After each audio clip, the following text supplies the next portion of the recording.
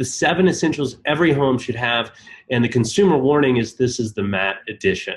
All right. So this is my distillation of what I've learned over the years, having designed my space and also from learning from other professional interior designers. This is brought to you by Stuccco Insider. So Stuccco Insider is our membership community within Stuccco.com. You can learn more about Stuccco Insider by going to StuccoInsider.com. And what this will allow you to do is it'll allow you to learn how to design beautiful rooms quickly and affordably in your own style. You can learn more about Stuccco Insider by navigating to that URL that I just mentioned. It discusses in greater depth what you can find on the inside. You can try Stuccco Insider for free right now for a full 7 days, get access to everything that a full paying member would be able to access to decide whether or not you think it might be a good fit for you. Okay, so in the previous videos that we've done, we've talked about 2 other tips, or 2 essentials rather. Essential number 1 being colors that make you smile. We talked about how particular colors can have a particular emotional impact on those who inhabit a space.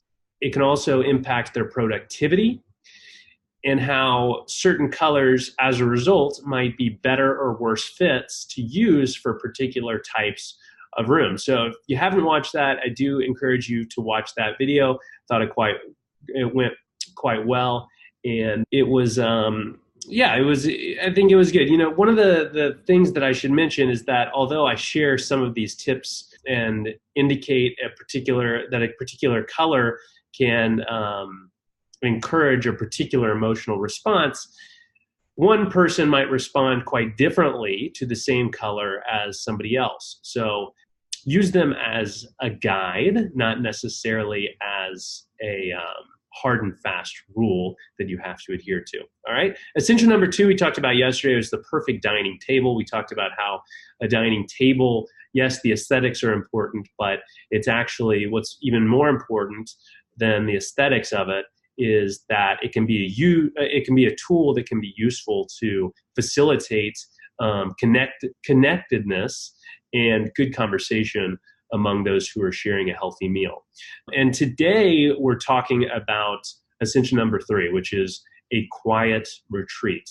This is actually quite timely because it is Sunday that I'm sharing this with you. So on this day of rest, in theory, I am sharing this essential with you, which is a quiet retreat. So what do I mean by a quiet retreat? Well, a quiet retreat can come in a variety of forms. It can come in the form of a reading nook like this one, which I absolutely love. This is cool. They've actually carved out this little space inside of an open concept living area, which I think is just so brilliant. You know, you're able to have that intimate feel that a nook provides, a great spot to curl up with a book, but you're not sacrificing a very open concept feel. So this person who might be reading a book is also able to interact with people who might be making a meal or interacting with somebody in the living area. So this is cool. It can come in the form of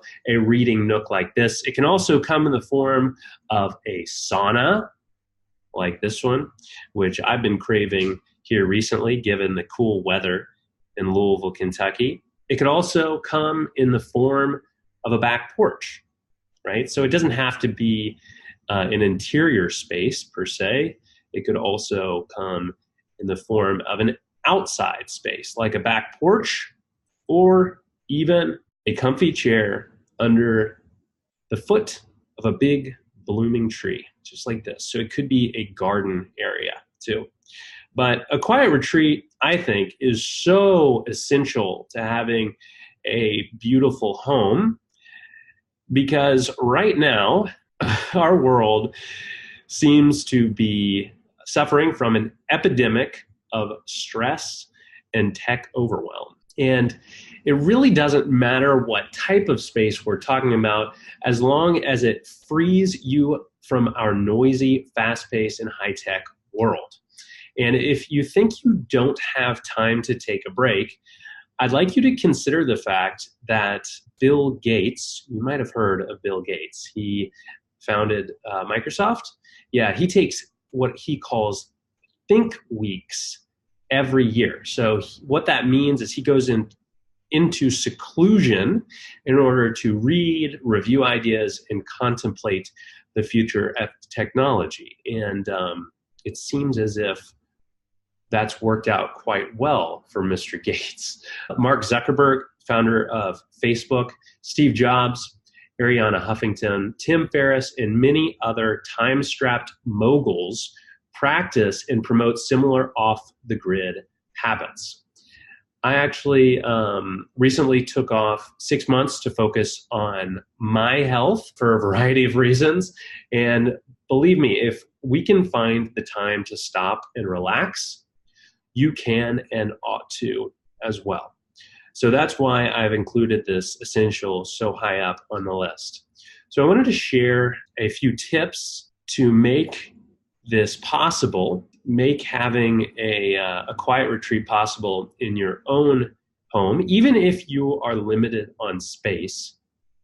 And this is a great tip that is relevant specifically to that scenario. So if you're tight on space, use a divider screen to carve a small spot out of an otherwise larger room. And spare closets can actually work quite well in this scenario. And here are a couple cool examples of that in the real world. So here's a spare closet that's been converted into a bedroom, or just like a maybe even a spot for reading as well. Here is another spot where a homeowner, in this case, it's Ryan Pavlovich, who is a professional photographer, converted their closet into an office. And he said that it cost him $10 to build this sliding door, and obviously his time. This allowed him to have the ability to work from home, despite the fact that his family was kind of bursting at the seams in their 3-bedroom home, and they have, I think, at least 3 children. So this was their creative solution to making that possible, making the work from home life possible in their small home. Looks quite cool. I wanted to share a few things about what to include in a quiet retreat of your own. And by the way, for those of you guys who are watching, I'd be curious, do you have a quiet retreat of your own? And what does that come in the form of? Is that a bathroom? Is that your master bathroom that has a nice soaking tub like this one? Is it a reading nook? Is it a sun porch? Is it your garden? Is it a sauna? Is it a steam shower? Right? There are so many different types of quiet retreats that you can create, which really makes this essential quite fun and also flexible. This particular space is absolutely awesome. I love this spot. Here, this is just a soaking tub that has just an impeccable view of the farm that surrounds this particular home. And that relates to what I suggest you include at the top of this list. So a view, if you have it available, that really helps create a nice, soothing, calming, quiet retreat.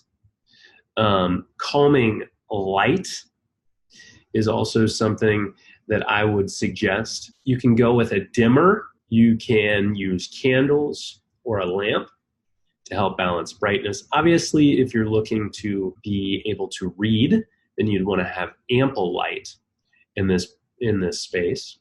Include an aromatherapy diffuser. So there's a guy by the name of Nicholas McCarthy. He's a world famous pianist who's toured the world and has performed with the likes of Coldplay. So that alone makes him quite impressive, but Nicholas actually only has one hand. So he just has his right hand. So he is a internationally renowned pianist who plays with just one hand. You should look him up. It's really incredible and inspirational. He's found, related to this particular tip, he's found that geranium relaxes him, but at the same time keeps him perked up enough to be able to work. And that's a quote from a recent podcast that I listened to with Nicholas. And he uses an aromatherapy diffuser throughout the day, not just when he is taking refuge in a quiet retreat. I use an aromatherapy diffuser quite often. I haven't much as recent, but earlier in 2018, last year, I used it every night as I was falling asleep. Include instrumental music. All right, you'll get the brain boosting benefits of music without being distracted by the lyrics. Integrate some personal treasures. So this could be in the form of favorite photos, art, books, poems, etc. Whatever triggers a positive vibe for you. So that can be a variety of things, right? It could be the picture of an Eiffel Tower if you had a wonderful trip there. Maybe the place where you got engaged. I don't know. It could be it could take the form of a lot of different things, but as long as they evoke a positive response in you, then they'll do the trick at creating the space. If you're taking a bath, like in this particular amazing master bathroom, then use Epsom salts. So Epsom salts are rich in magnesium, which is a mineral, and the magnesium helps relax muscles, reduces inflammation, and it also removes toxins. Epsom salt's available at most of your local convenience stores like Walgreens or CVS or a grocery store. I actually buy mine off of Amazon too. So there you can find these Epsom salt really affordably, and it's a great bang for the buck, so to speak. You get a lot of relaxation out of very little investment. And then finally, comfortable seating. And it really doesn't matter whether it's a chair or a chair and a footstool, or whether it's a heap of plush pillows or a patch of green grass, as long as it puts you at ease. And if you're looking to spend more than an hour in this space, then this is doubly more important that you use comfortable seating. All right, so those are some things to include. Let's talk about things that you'd want to leave out of this particular space. And just mentioning 3 here, but they're all very important to leave out. Clutter, number 1, this will distract and also distress you, or stress you out, excuse me. You might want to look up the Kondo method. I think that's what it's called. It's currently on Netflix. I think her name is Marie Kondo, and she talks about reducing your personal items and how less is more typically, right? If you're looking at something and it's not creating an emotional positive response in you, then you should just let go of it and give it away to somebody who might benefit from it more than you. So leave out clutter in this space. Leave out your to-do list, right? When you go into this space, you shouldn't be thinking about what you need to do or what you haven't done yet. Just be in the moment, right? So leave out any type of to-do list or whiteboard or calendar or anything like that. And then lastly, technology. So no phones, no social media, news or notifications of any kind, EMFs, which are electromagnetic fields, blue light. These things can negatively affect your body's natural circadian rhythm, which can make it much more difficult for you to relax. And if you're looking to fall asleep, much more difficult for you to fall and stay asleep. My only exception to this rule of leaving out technology is that you may be wanting to use something like YouTube to listen to guided meditation or a dedicated meditation app like Headspace or Oak, or also if you wanted to play some calming music on apps like Spotify or Pandora. So there are some exceptions to this, but just try to stay disciplined from consuming, from interacting on social media or checking email or text messages. And like I said, I alluded to EMFs specifically, and this isn't just a woo-woo thing, right? I'm not just saying like, oh, your phone is emitting frequencies that are going to be bothersome to you. No, this is actually scientifically proven. And here are a couple of studies that I was reading just this morning about how spending time on social media and playing games significantly changes the sleeping status among medical students in a large study that was conducted in India last year. And then the second study talking about how higher mobile phone and cordless phone use, which represent higher exposures of radio frequency and electromagnetic frequency to the head. This is associated with poor sleep quality and higher tablet use, also decreases sleep efficiency in adolescents. So leave that stuff out. All right. So that concludes today's live video on essential number 3. Did you guys like this video? I hope that you did. If you do, or if you did rather, please give me a like or a heart, or let me know in the comments. I really enjoy doing this stuff. I know that all these tips are intended to help you out, intended to help you create a more beautiful home of your own. Like I mentioned, I think on the first video, we're spending about 87% of our time indoors, and the most of that time is spent in our own home. So improving the look, feel, and function of our homes has such a significant impact on our health and well-being. Yeah, I hope that these tips are helpful to you.